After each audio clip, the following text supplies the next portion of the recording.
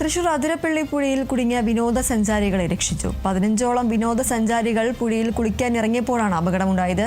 പുഴയിൽ ജലനിരപ്പ് ഉയർന്നതോടെ വിനോദസഞ്ചാരികൾ കുടുങ്ങുകയായിരുന്നു.